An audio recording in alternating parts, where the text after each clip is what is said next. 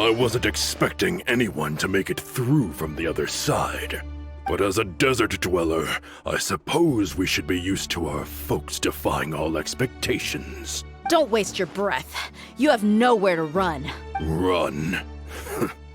Had I wanted to run, I would have fled 1,000 times already. I witnessed the golden age of Deshret's relics. Even if I could leave this place behind, all that awaits me now are endless days of humiliation and ruin. Even now, my brothers and I still believe in one thing. The greatest should never live to remember their fall. So you want to go out in a blaze of glory? Let us draw our weapons! We will show them the true power King Deshret bestowed upon his followers. They are but two, while we hold within ourselves the entirety of the relic's glory. Wave 1, charge! Eliminate them!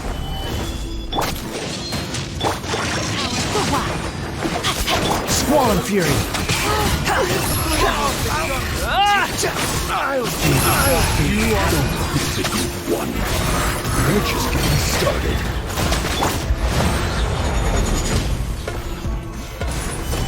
Teamwork is dreamwork! Behold! King Deshret will not abandon any one of his followers. I don't like it! Let me leave you a verse. Rain, blind him. No, my... The wind rises.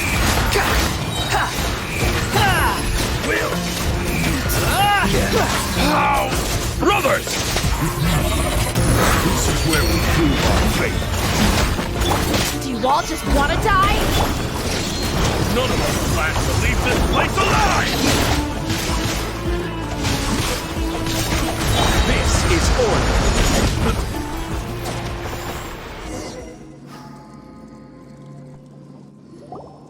The commander has finally fallen. But they're still coming at us! This place is like a gladiator's ring. They just keep coming no matter how many we beat! Yes! Keep fighting! There's no need to fear, and no need to back down! This is our last stand! When the next wave comes, try to draw away their attacks. I'm going to see if I can take out that high platform.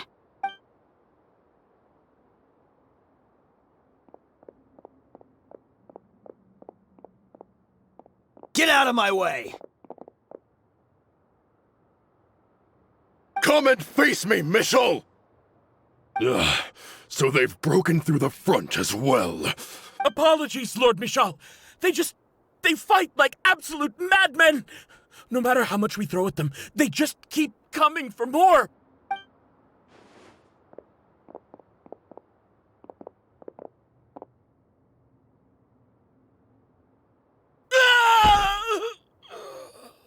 So, it would seem like this is the end. Time to pay for everything you've done, Michel.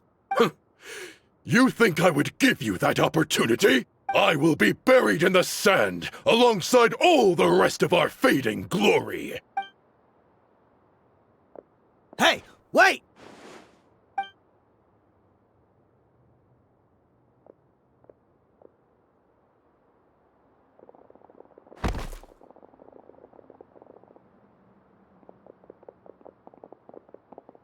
We were too late. It's over.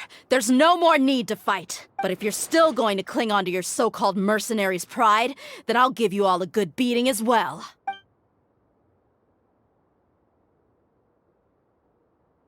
Hey, Dehya! I found the mechanism. I'll get you all back up here right away.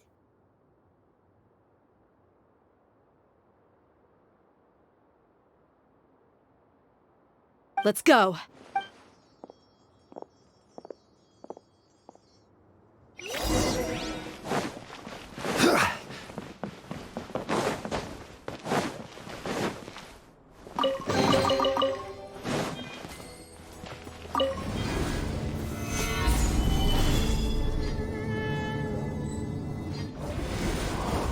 Who are you filthy rats? And why are you always pestering us?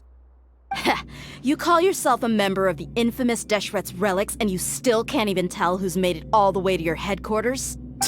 Who knows what intent a bunch of rats may have? We try to catch a couple, and you all just show up on the other side instead.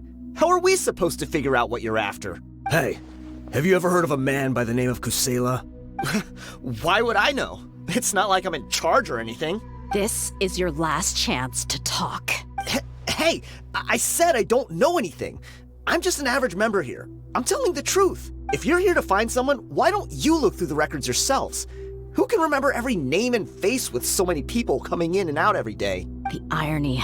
His life became a light for so many, yet to others, it wasn't even worth remembering. Where's the records room?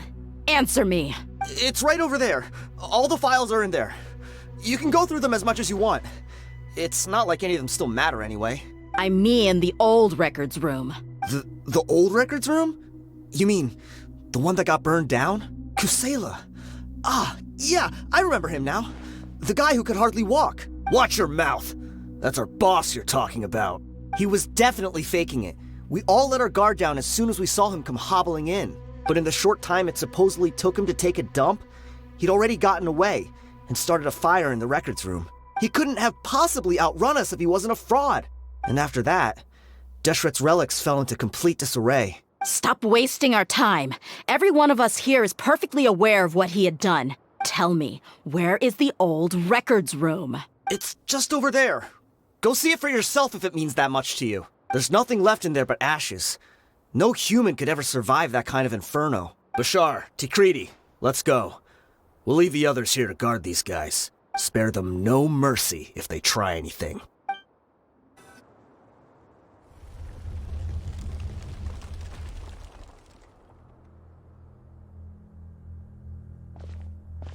So, this was his final destination.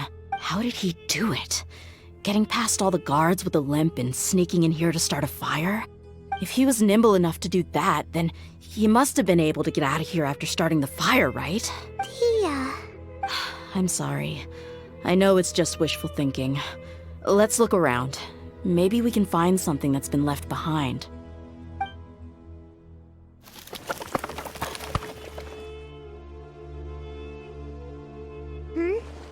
Is this a cane? It must be the one that Dehya's father used. Kusela. Thanks for everything, boss. We're fortunate to somehow find that cane after that fire. Let's split up and look around some more. What if something else has been left behind? But what else could survive a fire like that? Huh?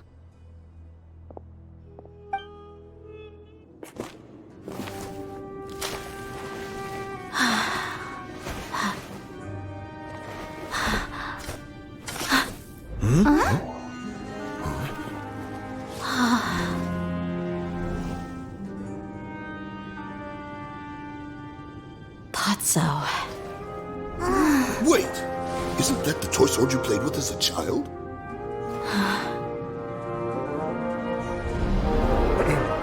The dragon is no more, for Princess Dehya has slain it.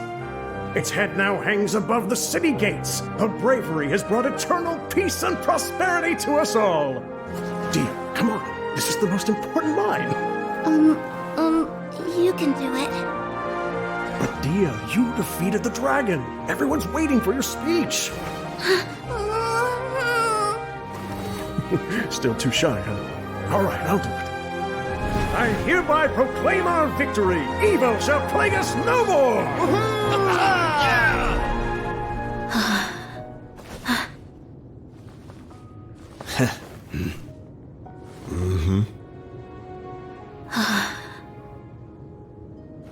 I hereby proclaim our victory. Evil shall plague us no more, Dad.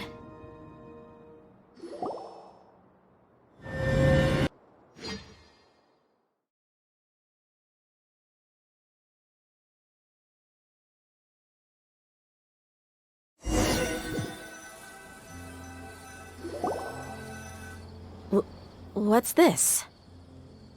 Don't you remember? You asked Paimon what she would do if she were to wake up tomorrow with loads of money. And Paimon said that she would get boatloads of tasty snacks. You looked super confused at the time, but said it was an adorable thing to say. These opportunities don't come by often. So today, Paimon's gonna treat you to a special crash course on Paimon's life philosophy. Hey, this way you get something from the both of us for the price of one. Anyway, the point is that you should eat to your heart's content. You'll feel better for sure once you've gotten something in your tummy.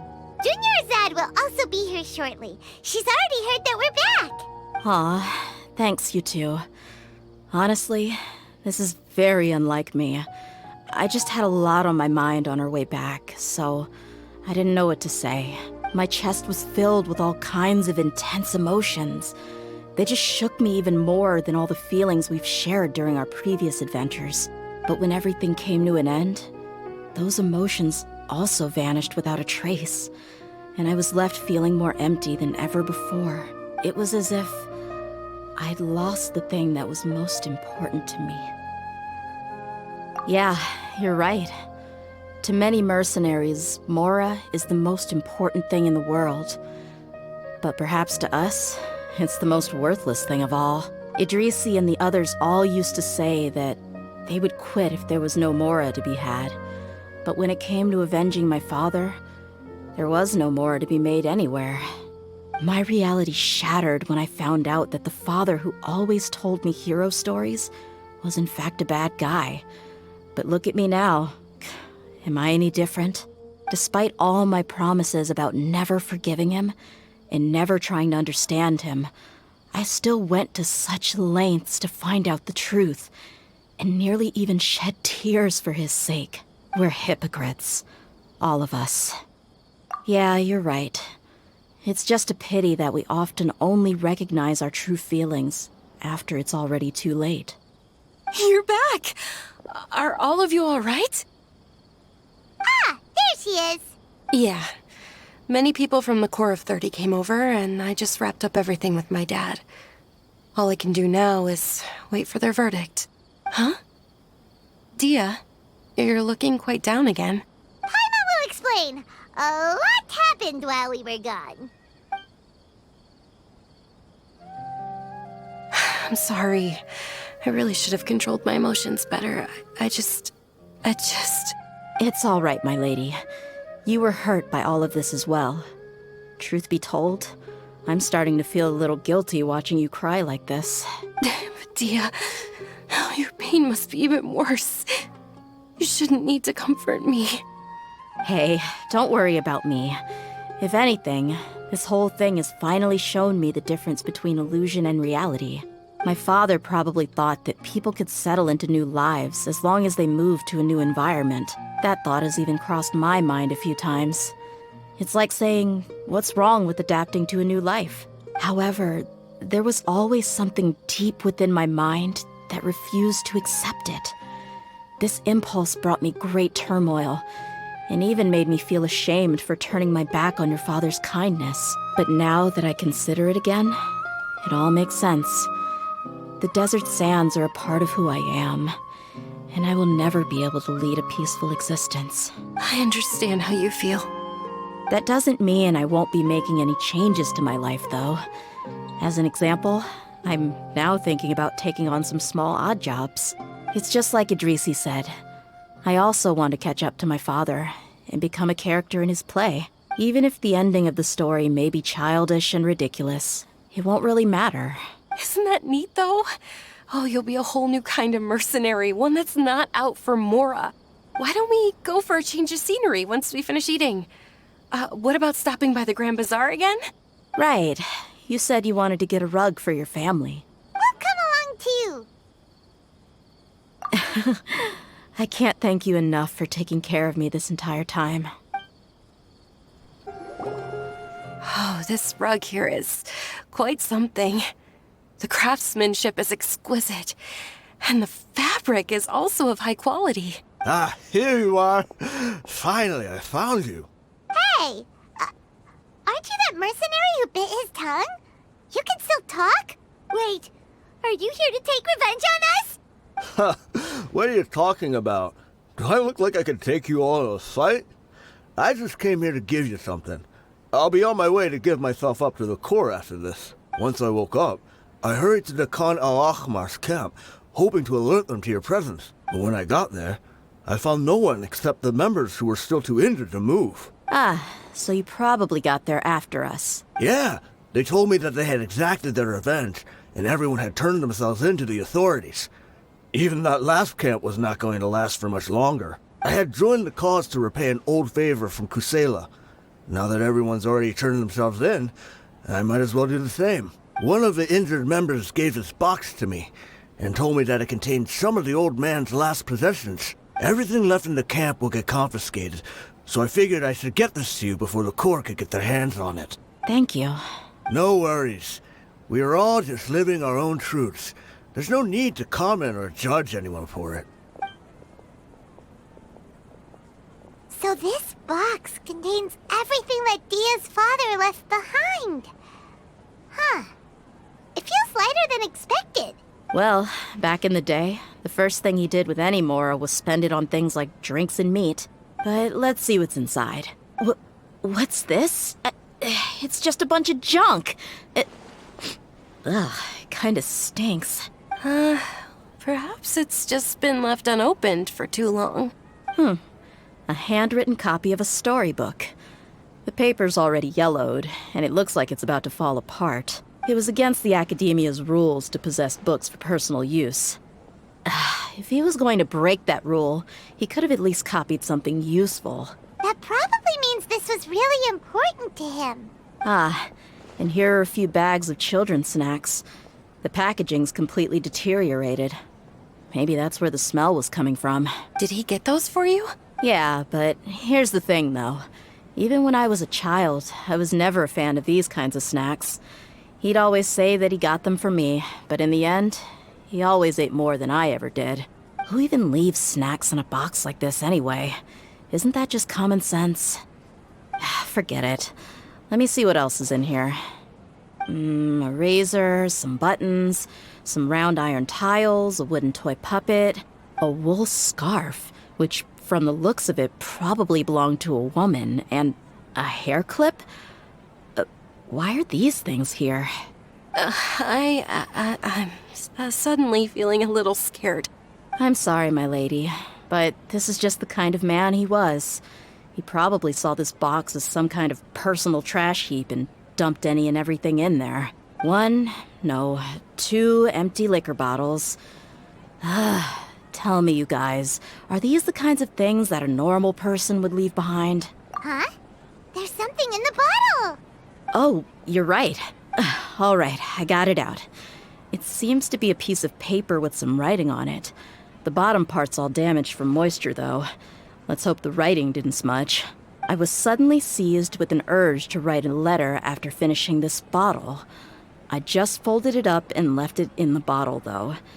If I end up forgetting about it, it won't really matter. To Dehya. It's a letter for me? It's all right. I'll just read it out. If he went to the trouble of writing a letter, there must have been some important things that he wanted to say. Or at least record down. My condition's becoming worse and worse. Can't even walk without a cane anymore, much less go out and have fun. Guess I don't have many days left. If you're reading this letter, then I suppose I'm already long gone. You were adorable as a baby. Everyone loved you. And regardless of whether you were crying or laughing, everyone enjoyed having you in the group. But once you grew a bit older, you were no longer nearly as happy or cute. It's probably Idrisi's fault. He was never up to any good. Can you believe this guy? He can point the finger at himself. Anyway, back to the point. To summarize, I'm writing this so you would know not to feel sad for me, even if you end up finding out the truth. The reason being that I was never your father to begin with. Wait, what? Surely, he must be joking, right? I don't know. I was quite formidable when I was young, and 100 times cooler than some so-called flame main. Really felt like the whole world was under my feet. With just a teeny tiny bit of effort, I felt I could rule over the entire desert. But as fate would have it, I went out into the desert for a drink one day and discovered a baby in the sands. It was you. You were just lying there, small and helpless. You were so tiny that if the wind blew for just a little while longer, you would have been buried forever. But your cries were so loud they made my head hurt. Now that I think of it, you really were a bundle of energy. Sounds like he's serious. I told Idrisi and the others that I had slipped up with a woman while out and about. None of them even doubted me. I'm sorry that I had to lie to them for so long, but I really had no other choice.